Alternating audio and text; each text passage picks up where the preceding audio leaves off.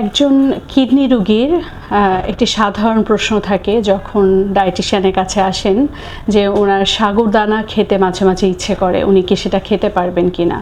অবশ্যই খেতে পারবেন।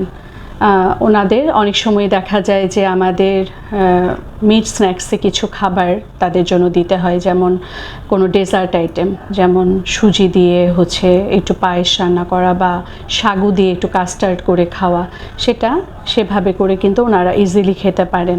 কারণ কিডনি রোগীর অনেক ক্ষেত্রেই দেখা যায় যে প্রোটিনটাকে রেস্ট্রিকশন করতে হয়, তো তখন দেখা যায় যে আমাদের অন্য সোর্সগুলো থেকে কিন্তু তাদের এনার্জিটাকে বের করতে হয়, যেমন কার্বোহাইড্রেট জাতীয় খাবার বা ফ্যাট জাতীয় খাবার। তো সেই ক্ষেত্রে সাগুদানা খুব ভালো একটি ক্যালোরি সমৃদ্ধ খাবার, আবার এটার মধ্যে কিন্তু প্রোটিনও কম এবং এটাতে ক্রিয়েটিনিন বাড়ারও কোনো সম্ভাবনা থাকে না।